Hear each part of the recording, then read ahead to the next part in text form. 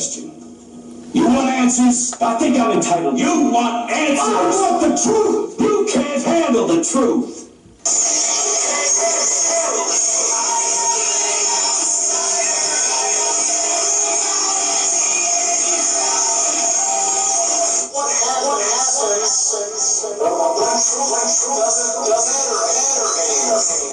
Welcome to another exciting episode of The Outsiders.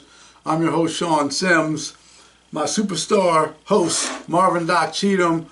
I'm waiting for him to call in. We've got quite a show today. We're going to start later on, not too long from now. We're going to have mayoral candidates on, folks running for office, the office of the mayor. And we're going to have Thiru Vignarajah. He's just come off a town hall that was done, WJZ. And I spoke with Denise Koch after the town hall, and I had some serious concerns. What happened to the candidates was a travesty. I believe the Baltimore Teachers Network, they put a flyer out, and the flyer had all these candidates that were going to speak, had listed speakers, and underneath the picture of the candidates, and they blackballed them right at the event. Everyone had prepared, worked hard, prepared for this event, prepared for the town hall, WJZ, and got blackballed. Where only 4 candidates were allowed on stage. So we're going to be going over that. Wendell Freeman, he was there. He was blackballed, along with Yolanda Pulley, along with several other candidates, Michael Moore. And we're going to be speaking with Wendell Freeman and Thiru Vignarajah, who clearly, as far as I'm concerned, Wendy Bozell performed well, Don Scoggins. Of course, Sheila, being a Pinky Tuscadero from Happy Days with a little leather jacket on. A leather jacket, and you're running for mayor, and you got a leather jacket and Crocs. I don't know what kind of shoes, but it was something else. So we're going to be speaking to Wendell, but what I want to do is I want to get into what's going on with he was the champ. I'm going to keep his rib cage in. I'm going to get him Mike Tyson. Mike Tyson looks like he's back, and he's going to be battling Jake Paul, or Jake, what is it, Paul? That's the kid's name. And let me go ahead and play what's going on with that. And he's a YouTuber, this Jake Paul kid. I personally think Mike's going to beat the crap out of him unless it's fixed. But let me go ahead and play what's going on here. Mike Tyson has given a massive warning to Jake Paul ahead of their highly anticipated clash. Tyson has started his training camp, where he impressed onlookers with his remarkable hand speed and formidable power.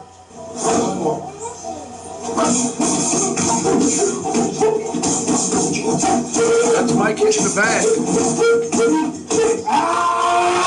The video captures Tyson engaging in a rigorous training session alongside his coach, Rafael Cordero, as they focus on pad work and enhancing his stamina. The video concludes as Tyson delivers a chilling message directly aimed at Paul, instilling a sense of dread in viewers. In addition to it, Tyson has just shared another horrific warning for Paul. And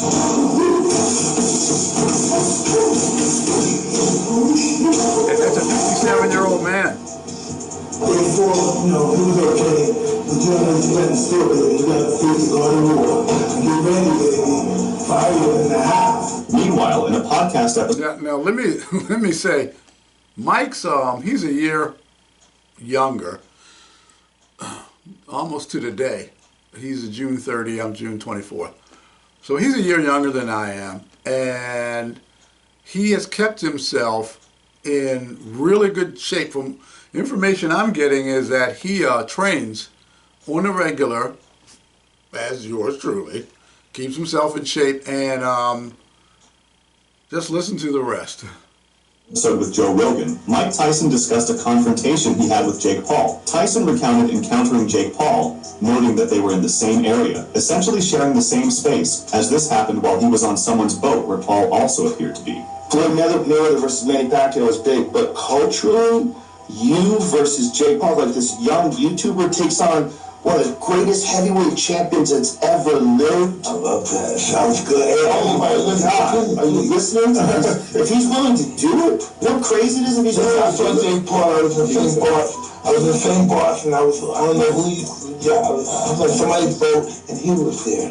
Logan responded by pointing out the potential magnitude of a fight between them, suggesting that such a fight would be significant due to the widespread interest it would likely attract. In response to this, Tyson expressed his enthusiasm, indicating his willingness by suggesting they proceed with the idea. All right, put a picture of me. His brother's great too. Logan's a really nice guy.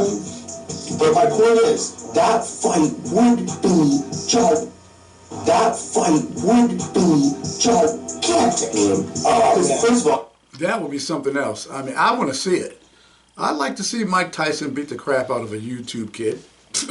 I mean, I don't know how much I'd be willing to pay, but I definitely would be willing to watch that fight.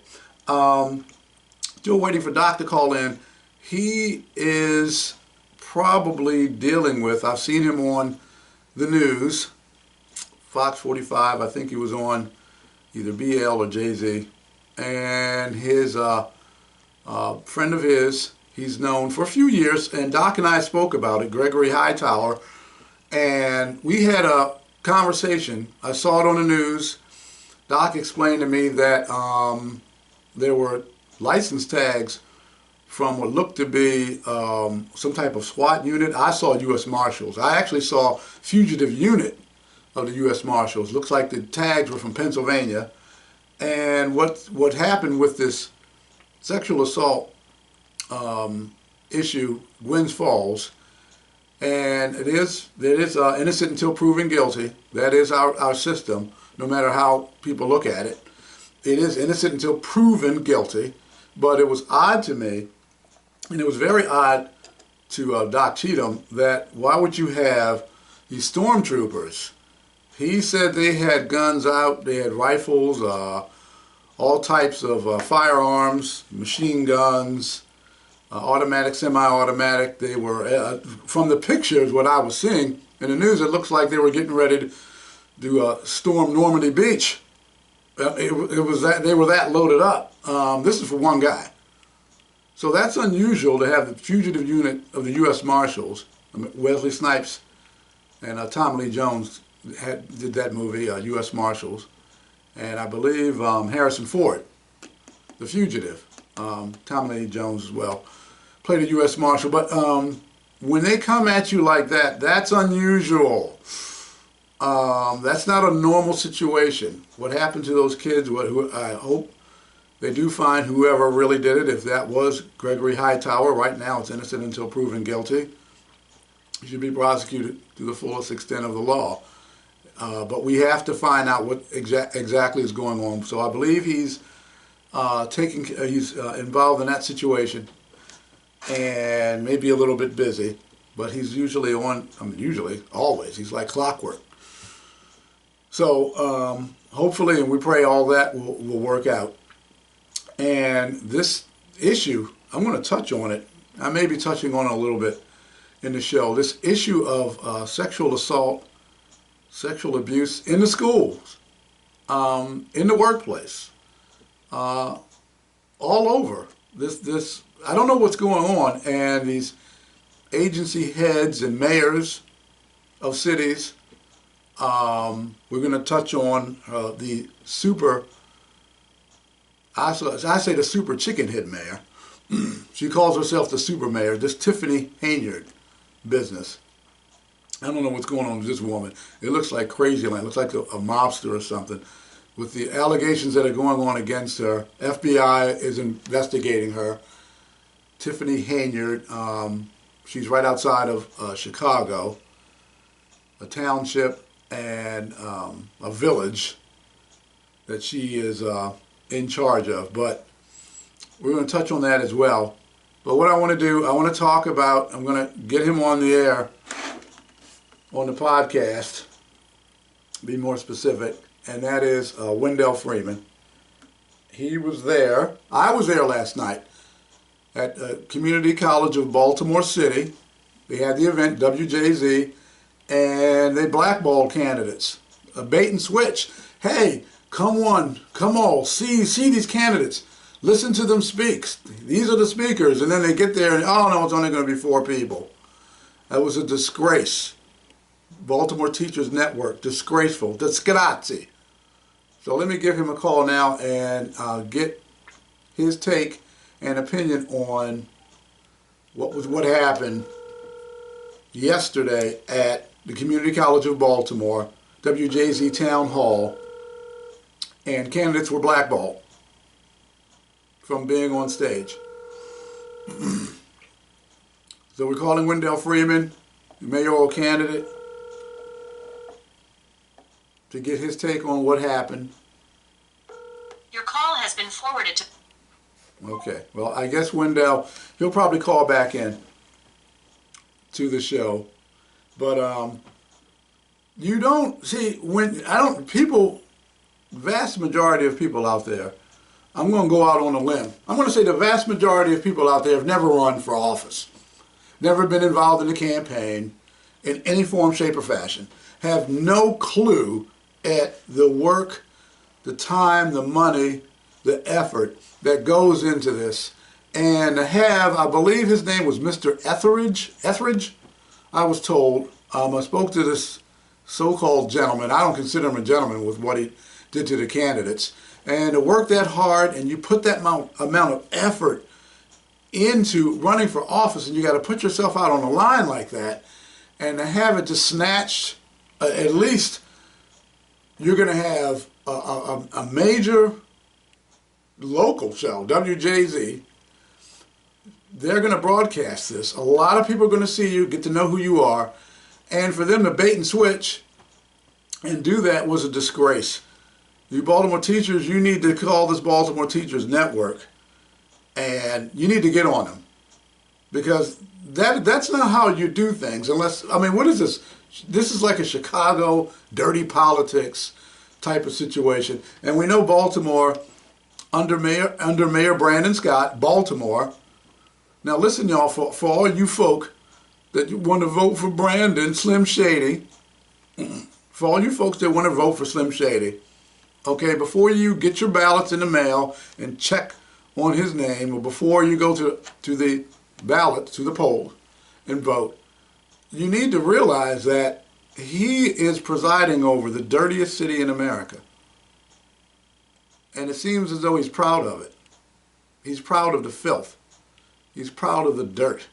He's proud of the rats. Birds of a feather flock together.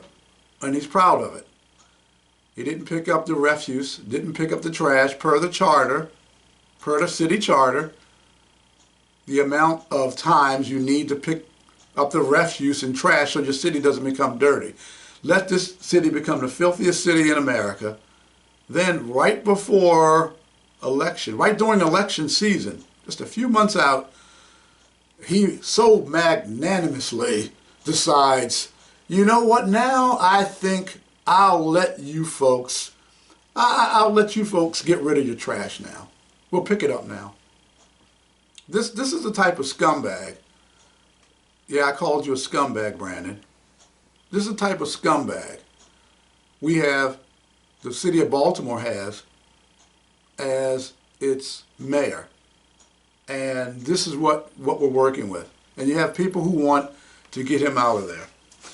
Now I digress. Let's go back to what I was talking about, the blackballing of the mayoral candidates by the Community College of Baltimore City and or definitely the Baltimore Teachers Network.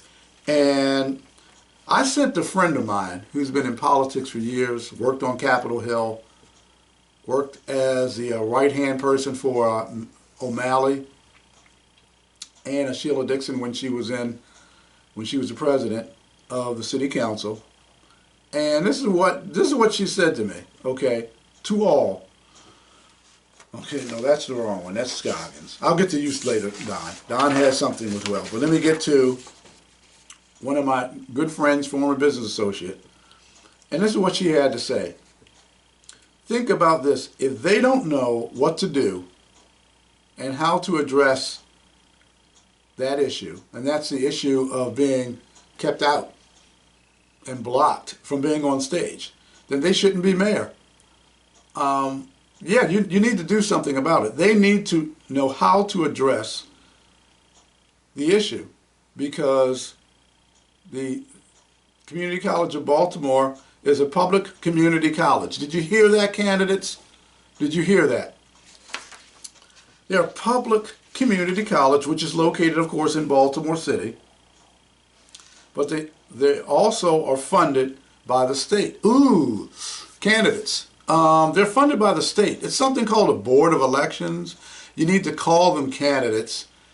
If you want to be mayor and you let this happen to you and you don't take care of business, with what happened to you with Baltimore Teachers Network, it happened at the Community College of Baltimore where you were blackballed, you shouldn't be mayor. How are you going to be mayor and take care of a major metropolitan city when you let this happen to you and you don't even do anything about it? No, you should not be mayor.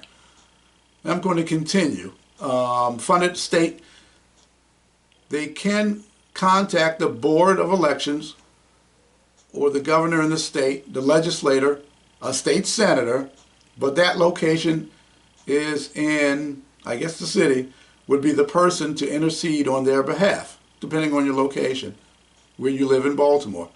But they should know all of this if they're running for mayor. I agree. What are you candidates going to do about it? When you get lemons, what you do is you make lemonade. So now I am going to be looking at the candidates who were blackballed. And the city should be looking at the candidates who were blackballed, not just for their message, but to see how are you going to handle a situation where you were done the dirty.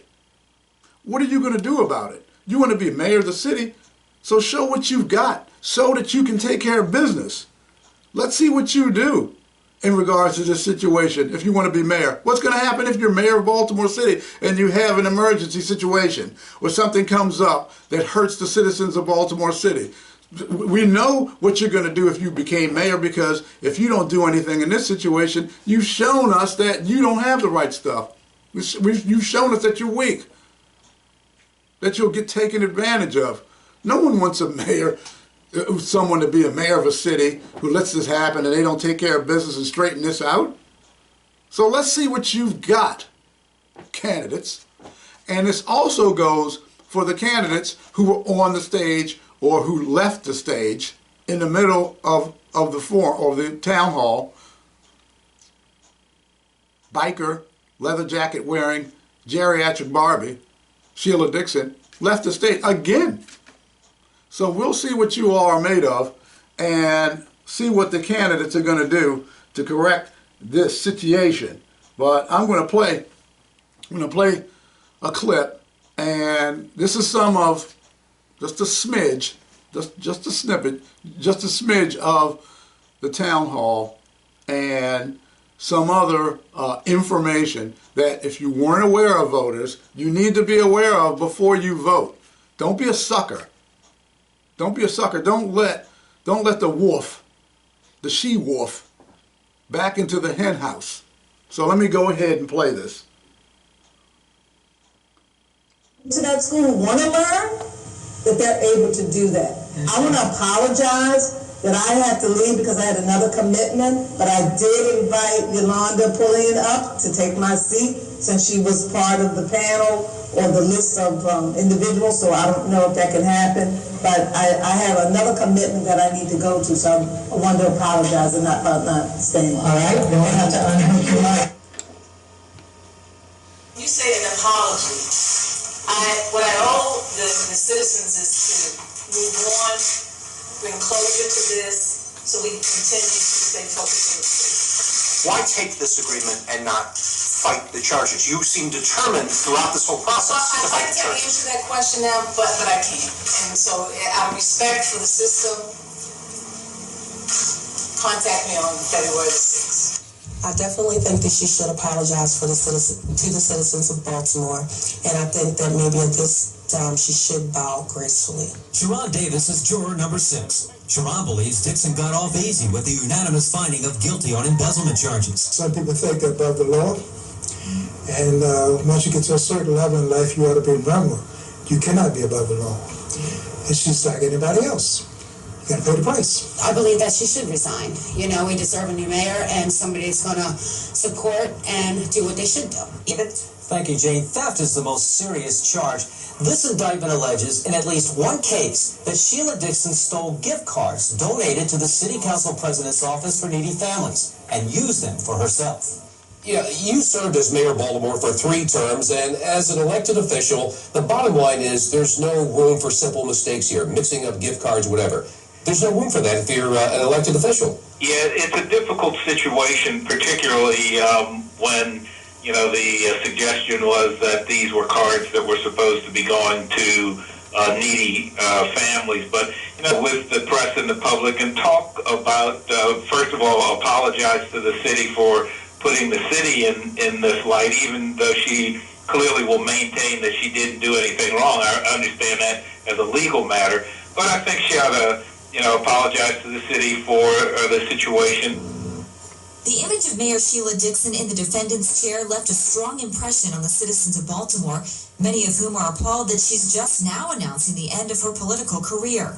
I want to apologize that I had to leave because I had my private life and I want to apologize. She never apologized for the embezzlement and, you know, the insult on the low-income families with this gift card scam. There were 12 indictments, people. Don't get it twisted. Just because we're talking about the gift card scam, there were 12 indictments.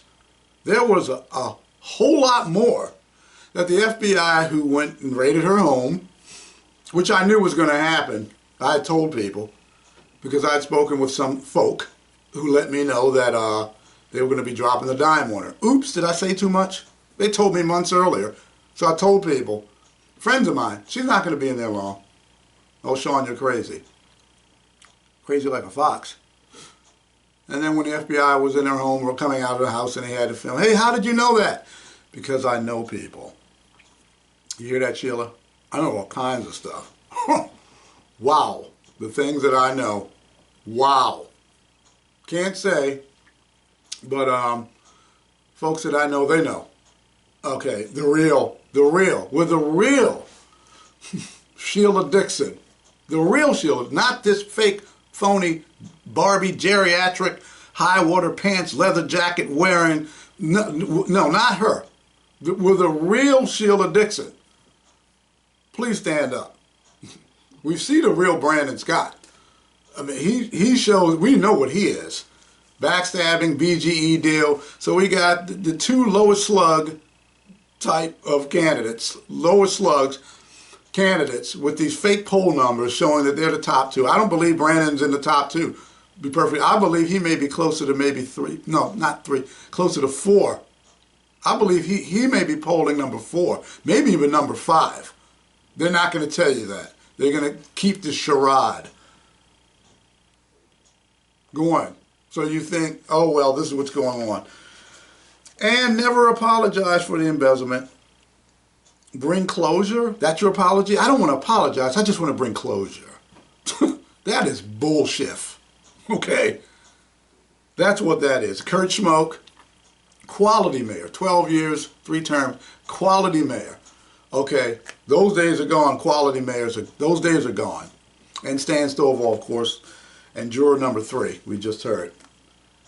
And I think it's just, yup, it's time. Oh, let's give him a call. Thiru Vignarajah, he's been on the show before. Thiru's a good guy. I'm going to give him a call. Well, let me do this first. I'm going to call Wendell. Looks like he called me. And then I'm going to call Thiru after we speak with Wendell. I might keep him on the line. What is this, phone tag?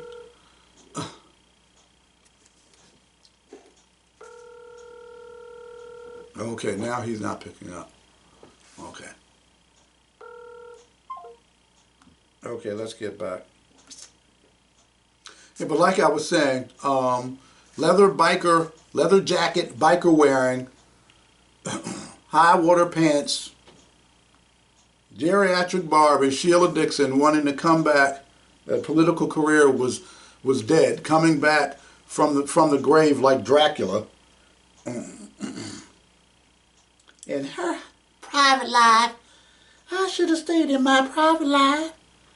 People wanted me to run. Well, people got marbles in their head and wanted you to run. Why would anybody want you back?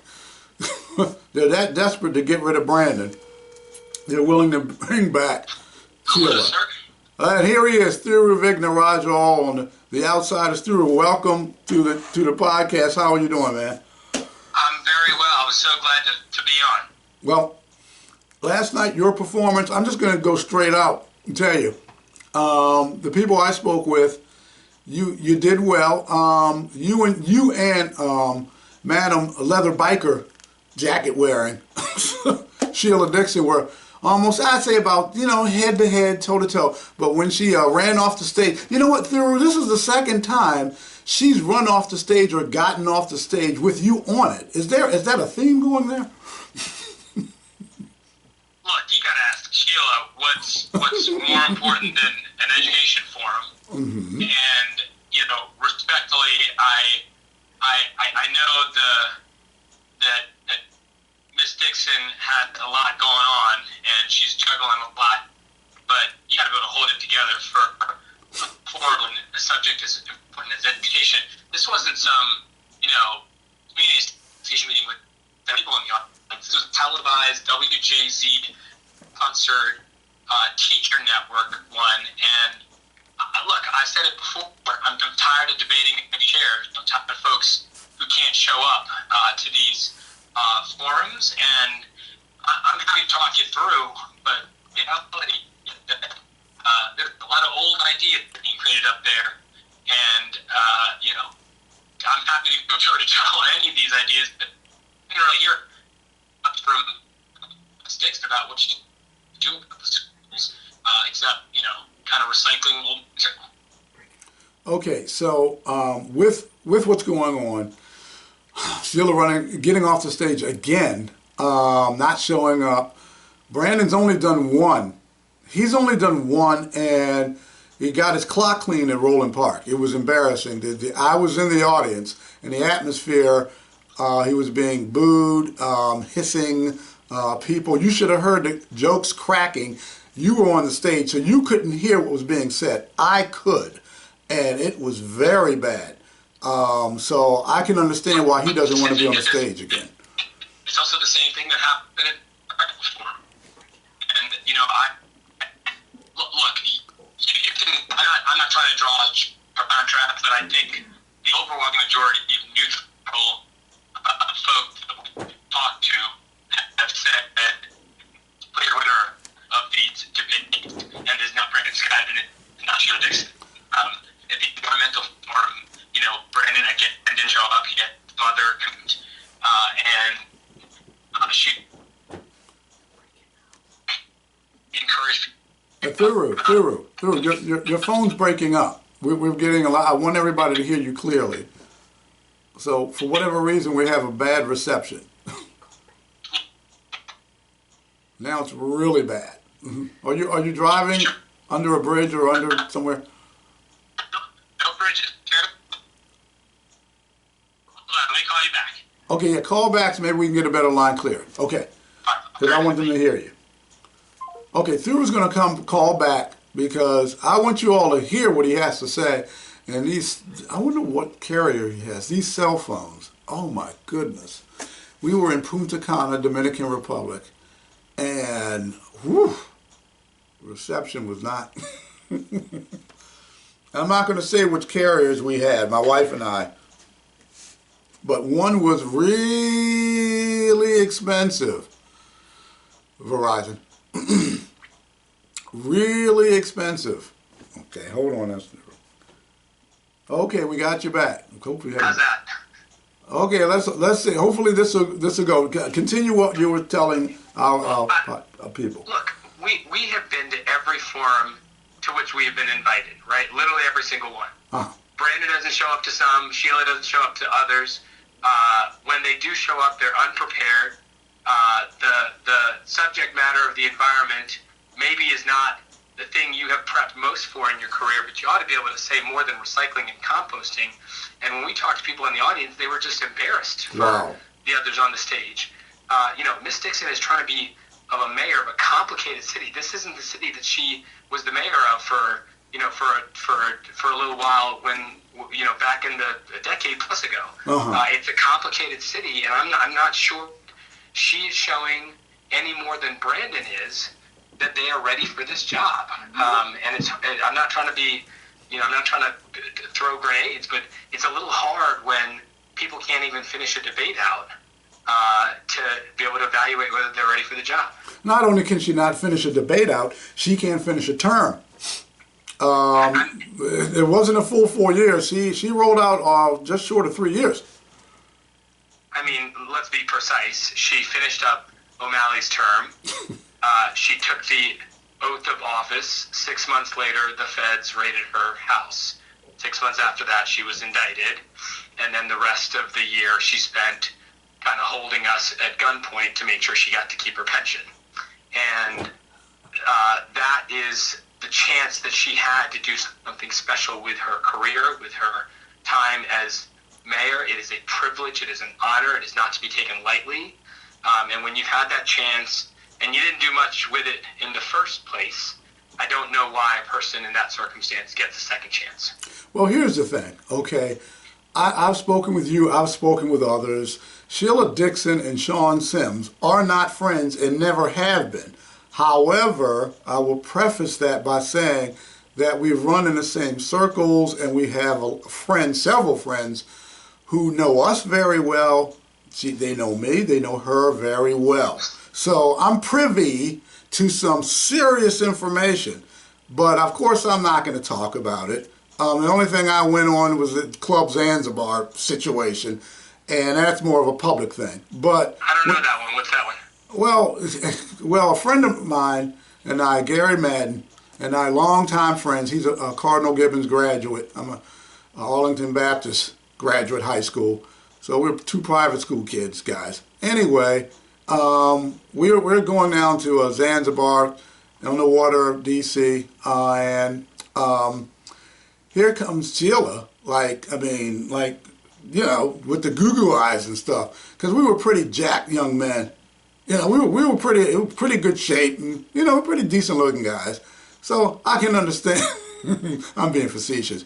But next thing I know, she's like goo-goo eyes and like all over my buddy Gary. And I'm like, Gary, you know who that is? And he goes, no, I wish she would go away. I said, that's Sheila Dixon. She's the president of the Baltimore City Council. Now, and I've got a bunch more. But the thing is this, okay?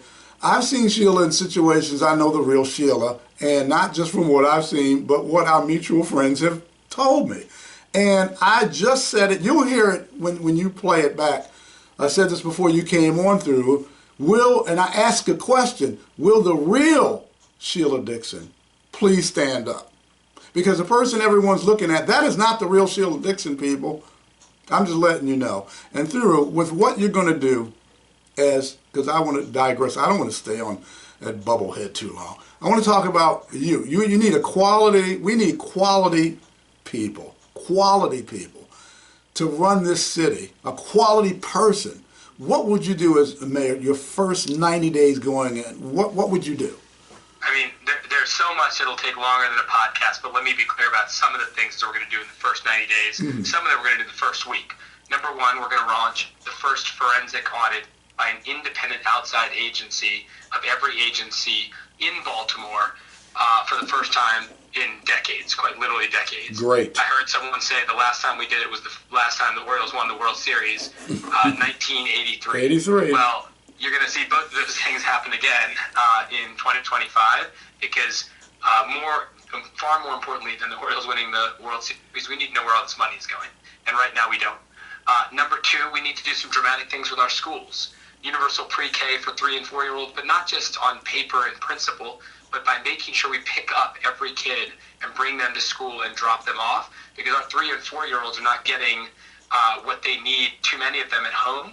And part of it is that the families are stretched, they're in poverty, they're struggling. We need to give the parents a break. the mothers and fathers an opportunity to have the kind of daycare that lots of affluent families already have. We also need to give these kids a chance to enter kindergarten, ready for kindergarten, because right now, half of our girls and two-thirds of our boys are not succeeding on the kindergarten readiness assessment test. Number 3, we need to start immediately going after the violent crime and the juvenile crime. Too many of our young people are learning the wrong lessons. They are learning there are no consequences for their conduct, that they can do carjackings, auto thefts, carry guns, sell drugs, and they can be out within 24 hours. That has got to change, and that requires coordination, but it also requires enforcement of the law. And right now, we're not doing it. Burglaries are committed in Baltimore City. By and large, they are not investigated. Now, if it happens in Guilford, it'll get investigated. But the overwhelming majority of burglaries in Baltimore City go unsolved. And the people that are committing those burglaries are to carjackings. Those become our future shooters and killers. I want to catch them before they do, and we got to catch the shooters and killers. Those are some of the things that I'm going to do in the first 90 days. Well, that sounds great. And here's the thing. With the protection of the citizens, when you're short, I'm hearing upwards to 800 police officers short. You can be a genius in moving schedules, and of course the police are being worked overtime, too much from what I'm getting back because of the shortage of manpower. Well, how are you going to remedy that? Well, let's start with some basic math. The Baltimore Banner reported that we spent $66 million in unnecessary police overtimes. $62 million. 66, okay. You could pay a police $100,000 a year. I think Thiru, the line is going down again. God, this is terrible. You know what? Somebody might be targeting your phone because they know that this Outsiders podcast interview is going to be powerful, because I get into the nitty-gritty. I don't play around when I don't tiptoe and do all that stuff. How's it, Sean? Okay, I can hear you now. Let's try again. I'm going to stand right here and finish this conversation. So listen, 600... Nope, went back out. Literally went back out. Yeah. Listen, here, we know we need more police officers. We know we have to recruit them with incentives and bonuses. We also need to go to our local schools to go get them and track them down. Morgan State, more locals, more minorities, more professionals, more women, more immigrants. That's the kind of police force we need to build. Exactly. We need a police force that is diverse but is exceptional. And you can do both. You can have a diverse police force that represents the population and still have a police force that's going to be efficient and get the job done. So Thiru, this is what I'm going to do. I'm going to have you back on. As a matter of fact, what I'm going to do is I'm going to do an interview. We're going to tape it, not on the podcast. And then I'm going to go over all the aspects of what you want to do.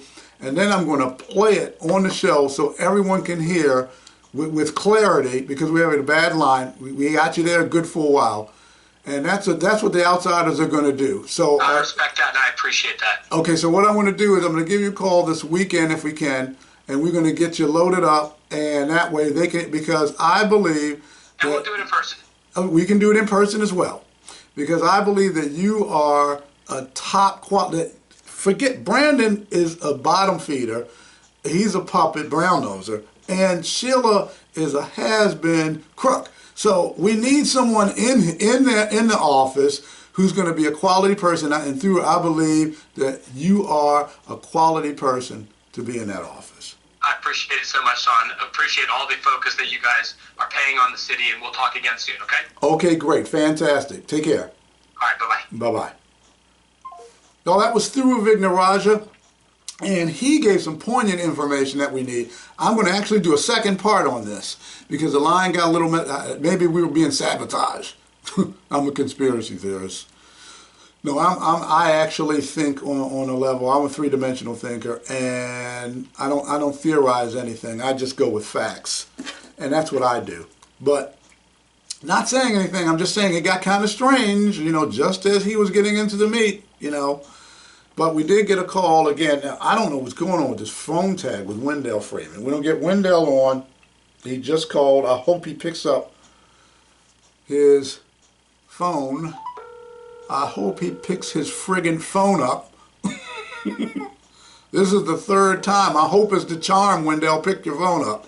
We've got the podcast going, The Outsiders. Doc's busy. And couldn't go on. And here we go again. What is this? Pick the phone up. Wow. His timing is Your call has been forwarded to not voicemail. good. The person you're... Okay, Wendell Freeman, I don't know what's going on. I tried 3 times. He called, I called. He called in the middle of Thiru's interview. I called him. He didn't pick up. So I don't know what's going on. He was there. If he calls me and I see it, we're going to grab it. But I'm going to get to what's going on.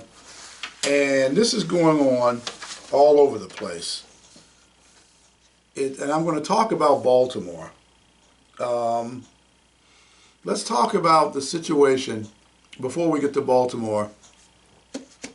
Let's talk about the situation with Jill Biden. Dr. Jill Biden, not a medical doctor. You know, you get these PhDs and the people want to be called doctor. Oh my goodness, get over yourself. Okay, Dr. Jill Biden and her aide. And there's some scuttlebutt regarding this aide of hers and sexual harassment complaints about Jill Biden's aide. I don't have an audio today. I'm going to have it next week. And I'm going to deep dive more into this situation because it looks like that there are multiple sexual allegations against Jill Biden's aide. Jill Biden's protecting this guy. They call him a pit bull, a bulldog. I'm going to get more detail. And there's no investigation. So at the highest level in our country, we're talking about the First Lady, President's wife. There's alleged sexual harassment. There are definitely the allegations of sexual harassment. And the claims, allegations, complaints are not being investigated. Now, I don't know what's going on here with Baltimore, the state of Maryland, and these sexual harassments and abuse and assaults that people are just walking away from. But Billy Murphy said it well, and I agree with him. If you want to straighten bad people out, you want to straighten situations out where civil rights are being violated and people are being hurt, you got to hit them in the pocketbook. You have to go through the motions, and you have to file a lawsuit. You have to sue them. You have to take them to court. Get your documentation, pile it up. I mean, pile it up high, because that's what you're going to need. Pile it up high. Get yourself a good law firm or an attorney experience, and you need to sue them. That's what needs to be done here in Baltimore as well. And it looks like UMBC, there's something going on with UMBC and sexual harassment, sexual assault. The DOJ found that the university violated Title IX, the law that prohibits sex-based discrimination in education. Then you got sex-based discrimination. UMBC President Valerie Shears Ashby wrote, this is from the Baltimore Banner, wrote in an email to the community that the institution would be signing and publicly releasing an agreement that will specify how the school will change the way it responds to reports of sexual misconduct and discrimination. Ooh, UMBC. I did a semester at UMBC when I first graduated high school. I initially did that and finished up at Coppin. But I'll continue. We acknowledge UMBC's cooperation with the DOJ throughout the investigation and the decisive actions the university has taken over the past 18 months to improve its Title IX operations. The statement from University System of Maryland read. So I guess they're trying to get their act together. I'm looking to see if there's any lawsuits that have been filed. I'm pretty sure engaging in physical sexual assaults and against students between 2015 and 2020. And this guy Cradock, C-R-A-D-O-C-K, died by suicide in 2021. So that's a story.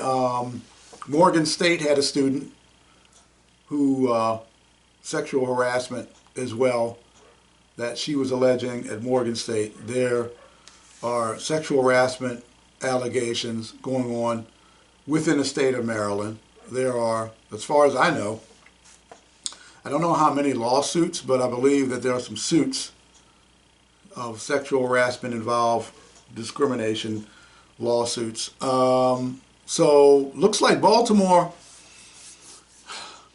Morgan State, UMBC, the Maryland area, I don't know what's going on, but it seems that the men, and there are women who are protecting these men.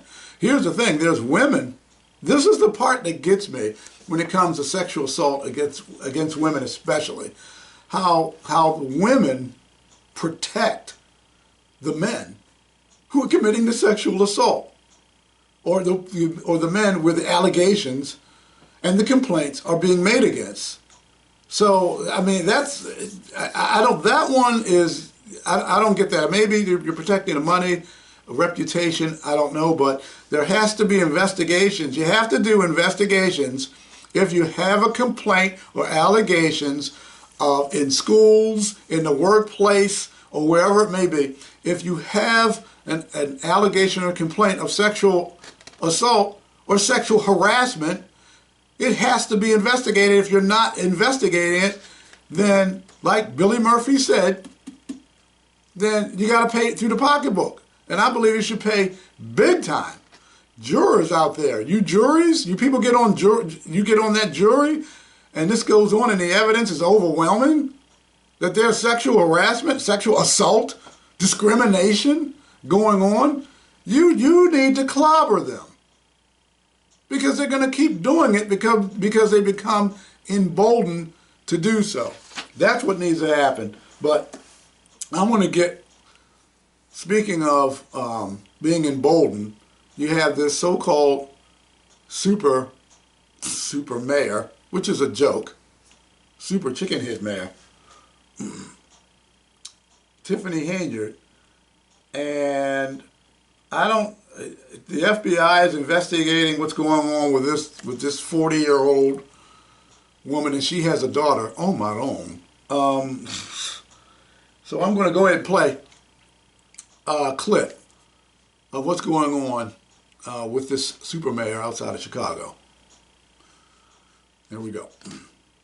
Two sides of this. There's the township and the village, and she kind of double dip. She's the mayor of the. She's the mayor of the village. She's the mayor of the village, and she's also a supervisor for the township. And combined, her income from this job is, I say, over $300,000 a year, because she get perks too. But she would make it that if the next person that gets elected would get $25,000. Right. So that's the kind of way to ice up. What? How do you do that? She's getting paid $300,000 to be a mayor of the village and supervisor of township, and that's collectively $300,000 plus perks. I think that's when she goes out of town on travel, she gets $600 a day to spend for eating her food, Let me get back to this. Here's Wendell. This phone tag. Okay, Wendell Freeman. Yes. Wow, what is going on? I said, why isn't he picking up when I'm calling him? You know I'm calling him at you at 2:15. Yeah, I know. I apologize on that. Well, Doc is a no-show. Thiru was on. Thiru did an excellent job. I'm going to have to interview him. His phone was going out. We think we were being sabotaged because of the information coming out on Outsiders. And, of course, we had leather jacket leather biker jacket wearing geriatric Barbie, Sheila Dixon, go off the stage again, and you witness this time her going off the stage. With what happened at CCBC, the Community College of Baltimore City, and WJZ, tell me what, I wasn't there, I didn't get there till a little bit later, and then of course I was dealing with it, but tell me exactly what happened when you got there. You were on the flyer. You and several other candidates were on the flyer, you received the invitation, and you showed up to be a speaker because it says speakers on the flyer to be a speaker, and what happened? That was correct. So when I arrived there yesterday, I had walked into Mr. Wilder's Speak up a little bit, Wendell, so everybody can hear. I'm sorry, can you hear me now? No, it's even worse. Is this better? Yeah, a little bit better, yeah. Okay. So when I arrived there yesterday... Now it went down. Can you hear me? Yeah, I don't know what's going on with my phone today. We're having problems. Oh, man. Try it. You're in the bad area. Thiru was in the bad area. Try it. Go ahead and talk. We'll get as much as we can. Yeah, so when I arrived there yesterday, I had... Wow, it's even worse. Yeah, speak up louder so we can hear, because your reception keeps dropping. I don't know where you are, but it's dropping. Okay, let me walk over a little bit. Yeah, it might be where I... Okay, right there. Okay, this is good? Yeah, speak up. Talk. Okay, great. So yesterday when I arrived to the educational town hall, I had ran into Mr. Wilder's campaign manager, Mr. Johnson, and he tried to warn me before I walked in there. He said, "Hey man, they're on some funny business in there." I thought he was just trying to distract me from trying to take out my game, because he's one of my competitive managers. I walked in, I'm talking to everybody, I'm asking them where to leave my literature. I got a call earlier that they asking me, "Hey, Mr. Freeman, you're coming. Don't forget to bring your literature so that you can talk, so the boss can know about you." Okay, great. I'm asking the people like, "Hey, where do I leave my literature? You should have a table for me, this and that." Everybody was acting all confused, they didn't know what I was talking about. After that, I've seen another candidate named Pete Scott. He walked up to me and said, "Hey," he said, "I just want to let you know, you're not going on stage tonight." And I'm like, "Huh?" Now I'm thinking he's joking. So he says, "Yeah, you're not going on stage. They only have 4 candidate seats available." So I said, "Who are the 4 candidates?" Because I confirmed, I spoke to y'all. I'm like, "What are you talking about?" And he said, "Well, the candidates were Wendy, Don, Thiru, and Sheila Dixon." And I'm like, "Okay, no, that's not correct here." So after that, I had spoke to some teacher, and she didn't know what was going on. And then I had spoke to the person that was in charge, which is Cynthia Jacobs. She didn't tell me, she told another candidate that basically the reason why they did it like that was because WJZ will only cover 2 hours, and they wouldn't cover all the candidates. So it wouldn't be, so they did a poll, and those 4 candidates were the one that people wanted to see. Did you see the poll? Did you see? No, I never saw the poll. So they didn't show you any poll, but even if that's true, that's not relevant. It's called bait and switch. If you invite candidates to a town hall, a forum, a debate, whatever, however it's going to be set up, okay, and you invite them there and they accept, that's it. You don't know, what are you so stupid that you don't know the size of your own stage? I mean, what are you, an idiot? You don't know that you invited 11 people to be on a stage, and you say, "Well, golly," and that's what this guy, who was this, Etheridge, and I spoke to some other young lady, maybe not that young, but I spoke to her, and they go, "Well, it's the stage. Oh, we only have enough room for 4 people." Now, this is your venue, where you know the size of your stage, which the stage had plenty of room, people. It had plenty of room. I went and told her that you've got plenty of room on the stage. You just got these big, giant, love seat, single chairs that were huge that you put up there in order to make it look like you don't have room. You've got plenty of room on that stage. "Well, we didn't know. We don't have room," and WJZ said that they're not going to accept that. Then they threw WJZ down under the bus. So I spoke with Denise Koch afterwards, and she said, well, it's their venue. We're here to to film it and moderate, but it's their venue. They make the rules, which is true. I knew that already, and I told her. I said, yeah, I did one about a month and a half ago, a little over a month ago. I did a forum. I was the moderator, and we had like 11, 12 people. And she said, this is Denise Koch from WJZ, and she told me, she said, no, that's not a problem at all. I moderated, we had like 14 people one time. So I know Denise Koch knows her stuff. She's a professional. Having 12, 11 people wouldn't be a problem for her. And that this Baltimore Teachers Network, they're the ones who wanted to have, let's see, Thiru, his parents were teachers, okay, so they gave him an up. Wendy's a teacher. Sheila was a teacher.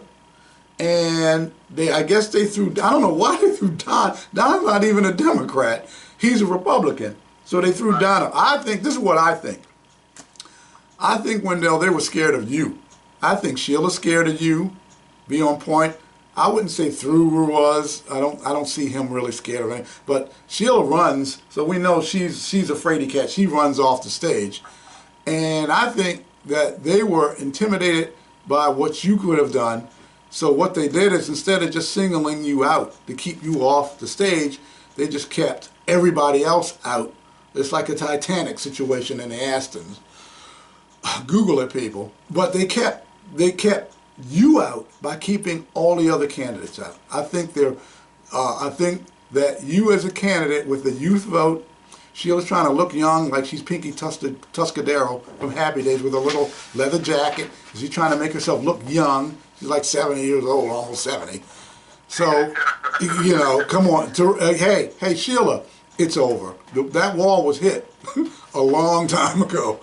So she's trying to get that youthful little leather jacket and everything, a little chains on a little, you know. I mean, there's a whole thing going on. So who does she think she is?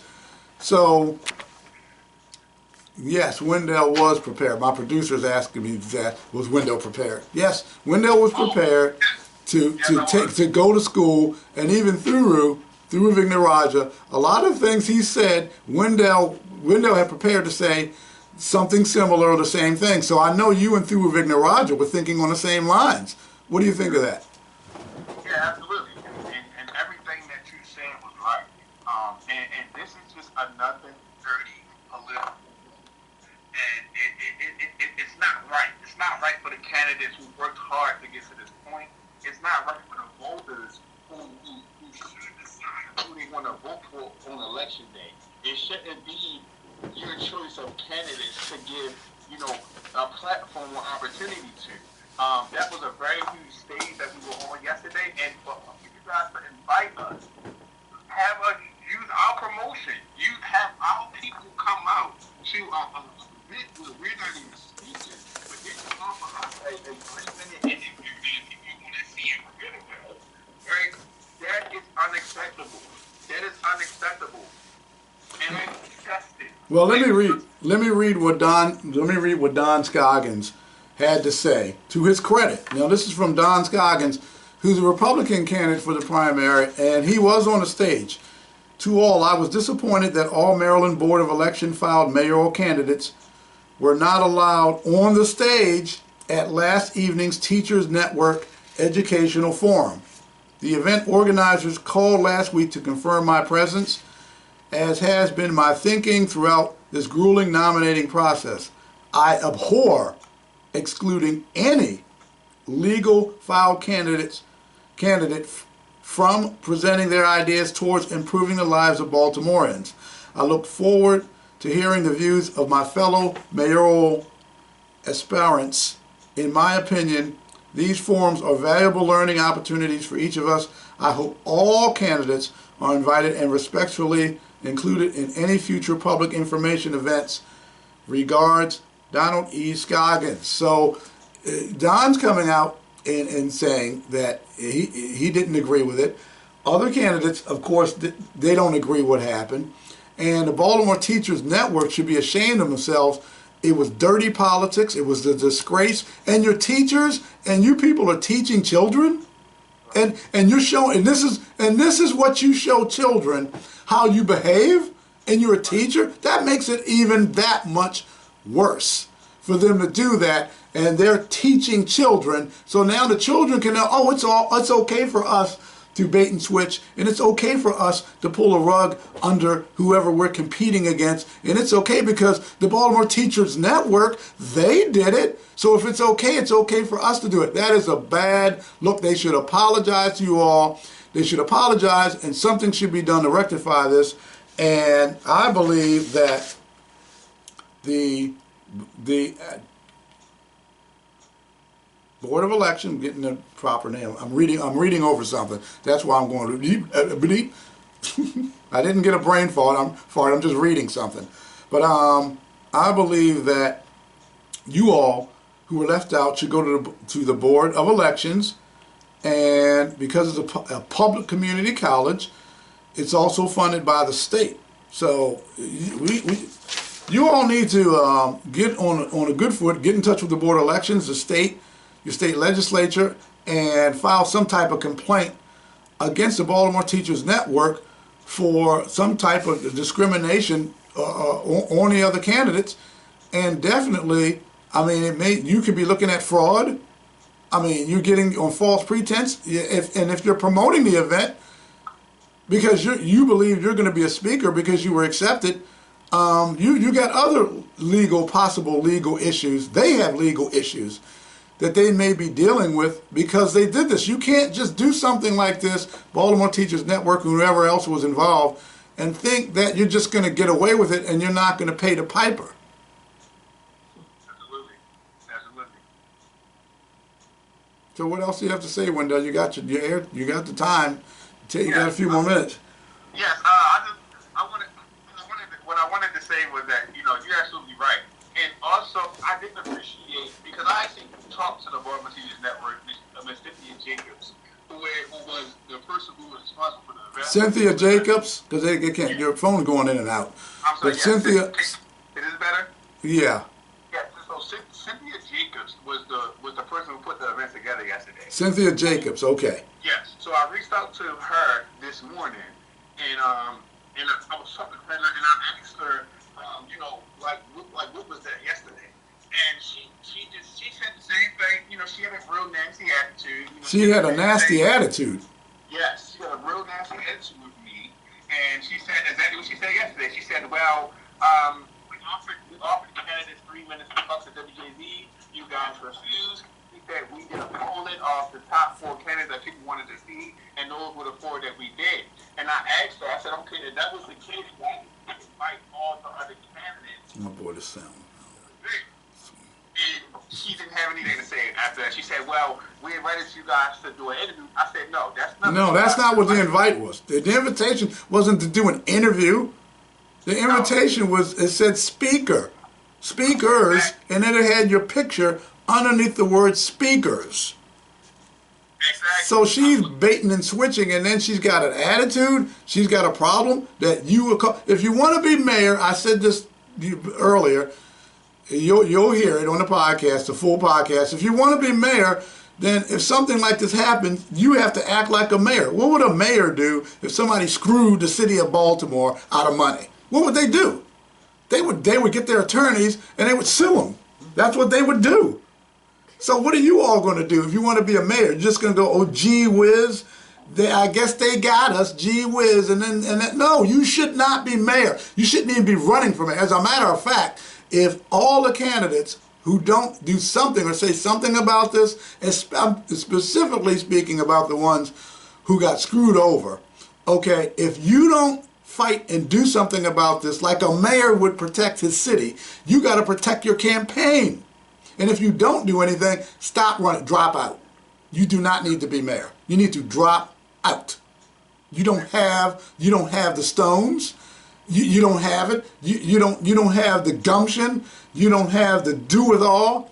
Okay? You do not have the due diligence to be mayor of this city. If you do not do what a mayor would do, if the city of Baltimore was screwed over by a vendor and we lost hundreds of thousands of dollars, What would the mayor do? Would the mayor do what you're going to do, those who aren't going to do anything? Oh, gee whiz, well, okay, I guess we can't do anything. Then you don't deserve to be mayor. You never did, and you need to drop out.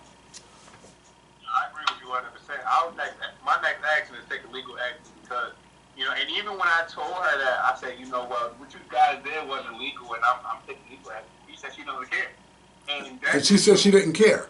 She said she didn't care. That's what she told me this morning. She said she did not care about anything that I was talking about. And I said, okay, cool. And that's what happened. Well, actually, it's not cool. It's like, okay, you know what? You don't care? Well, guess what? What's her name again? This Jacobs woman? Yeah, Cynthia Jacobs. Cynthia Jacobs? Mm-hmm. And what's her, do you know her title? What is she? I don't know her title. I just know that she was the one that organized the event. She's the event organizer. Well, I need to find out who she works for, okay, so people can know who this woman is, that she can do something like that, and then say, I don't care. Oh, well, I'm going to seek legal action. I don't care. Oh, really? Well, you know what, candidates? Maybe y'all should make her care. Maybe you should make her care, and whatever organization she's a part of, those people should care too. That's my advice. My advice is, within the next week or so, she should be caring a whole lot, because you can do something like that. The lawlessness in Baltimore City, and that's the attitude that Brandon has. She reminds me of Brandon and Sheila. She's got that attitude, that stank, the elitist, pompous, I can do to you whatever I want, and I don't care what happened. That's Brandon Scott. Okay, what happened with the Brooklyn Day shooting? And he was asked, well, how do you feel about the police being called and they didn't do anything? And what did he say? What did Slim Shady say? What did Pencil Neck, stack of dimes for a neck? What did he say? He said, I don't care. This woman, Cynthia Jacobs, has the same attitude, the same demonic spirit attitude that Brandon Scott has and that Sheila Dixon has. They have the same attitude. People like that give people in leadership positions, they give them a bad name. That's horrible, terrible for her to speak to you, any other candidate, what they did to you all. And so what exactly, other than that, what would you have told the people if you were up there as far as being the mayor? We got a few more minutes. What would you have told them that you would do as mayor in Baltimore City? Thank you for the question. What I would have told them if I was on the stage of the day is number one is that education is really key to me, and it's key to my whole platform. Not only because I have a 7-year-old son who's in public school, but because I am a product of Baltimore City Public Schools. And what's going on? If you look at Mayor Brandon Scott, and look at his past 4 years of his administration, and look at I can't hear you. No, I can't hear you at all. You can't hear me? Now I can hear you. Keep going in now. But go ahead. If you look at the current mayor Brandon Scott, and you look at our education system over the past 4 years since he took office, our city is now worse than what it was before he took office. We're now worse than now before he even took office. And my thing is this. Can't hear you. Can you hear me? Yeah, go try to finish up, because we have bad signal today. I don't know what's going on. Yeah, I don't know what's going on. Yeah, I can't hear you. You went Thiru. I wanted to say, I'm going to make common sense decisions that benefit the all rather. Like, for example, I wouldn't have gave Dr. Lisa a raise and an award and tell her that she's doing a great job. No, I would have asked her to resign, and if she didn't want to resign, I would have school torture.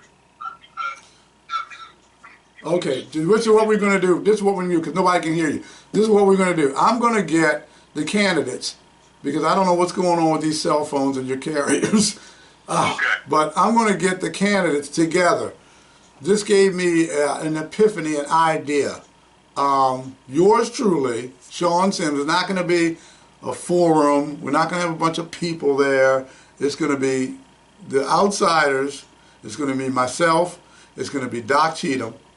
And we're going to have all the candidates, and it's going to be a round table. I'm going to get a big, huge round table, and it's going to be all of you. And we're going to do a round, and of course, once they hear this, they're going to steal my ideas, because these people in Baltimore don't have an original thought in their head. So they're going to steal the idea. Now what I'm going to do is I'm going to do a round, and they're going to get some bubblehead to be the moderator who doesn't even have 1/10 of my personality or intelligence to run it. Okay, it'll be boring, but they're gonna copy this, because this is what we're going to do. And I'm going to get a round table. It's going to be a round table discussion. And they say, we've done round tables before, but you haven't done one in this political season. Because I'm doing it, you're going to do it. Now, we're going to have a round table, and I'm going to have all of you there. No cell phones going out. People can't hear them. I don't know what service providers you guys have. Anyway, get new ones. You and Thiru, get new service providers. You suck. Both, seriously, I'm going to tell them that. That's ridiculous. But I'm going to have a round table, and I'm going to talk to all the candidates. And guess who's going to ask the questions? I'm going to ask the questions. They're going to be my questions. I'm going to ask all of you, and I'm going to ask the questions at my discretion. Okay? And it's going to be a round table. We're going to film it, and we're going to put it out, and we're going to make sure. And I'm going to work with all the candidates to make sure, because there's not going to be any interference. There's not going to be people clapping and interfering. There will be no walking out. Period. Period. That means Sheila won't be involved. And besides, Sheila won't be involved because the questions I'm going to ask are actually going to be tough. And since she's a wimp and a weak candidate, and she's scared of me, she's not going to be a part. Brandon got his clock clean. Brandon doesn't, because he's an elitist. So he doesn't participate in forums, especially a round table. So those candidates that have the cojones to be at the round table, that's going to be myself, it's going to be Doc Cheatham. We're going to ask the questions, and it's going to last, I'd say maybe an hour and a half. It's not going to be 2. I'd say about an hour and a half. And we are going to ask the nitty-gritty questions that the people on the streets, the people who are our regular folk, our Baltimoreans, want to know. I'm going to get the questions from them. I'm going to go out there and get the questions from them, film it, and write the questions down, and I'm going to have my own, and Doc's going to have his, and that way this round table meeting is going to be the quintessential decision making. This is where the real voters who haven't decided yet, or who haven't drank the Kool-Aid, the Brandon Grape and the Sheila Red, who haven't drank the Kool-Aid, can actually say, now I can sit down, listen, put this, they can make a CD out of it, or DVD, whatever, a DVD out of it, or whatever, want to stream it, whatever, however we're going to do it, and we're going to get this round table in the hands of all the voters who really want to know about the candidates, so we can level this playing field. That's what I'm going to do. Maybe it was a good thing that this happened, because this idea just popped into my head. Okay, so that's what we're going to do. We're going to have the round table. I got to pick the date. The Outsiders, the round table, the event. It's going to be better than WJZ, who only had 4 candidates. It's going to be better than Roland Park, who only had 4 candidates. It's going to be better. It's going to be more information. You're going to be able to see the candidates, hear from the candidates, and if you're on that fence and you're not sure, this round table discussion is gonna open your eyes, and that's what we want to do. We want to bring truth to life in what is going on in this race, and we'll see who shows up at the round table event. And Wendell, I want to thank you for being on the show. Thank you. And Thiru, I'm going to talk to him as well. And everyone, thanks for listening and viewing, of course, The Outsiders. Take care, everyone, and goodbye. Bye-bye.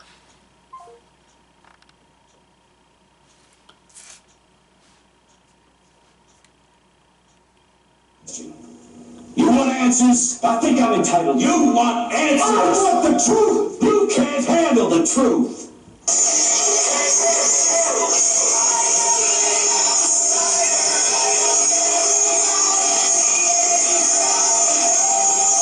What happens?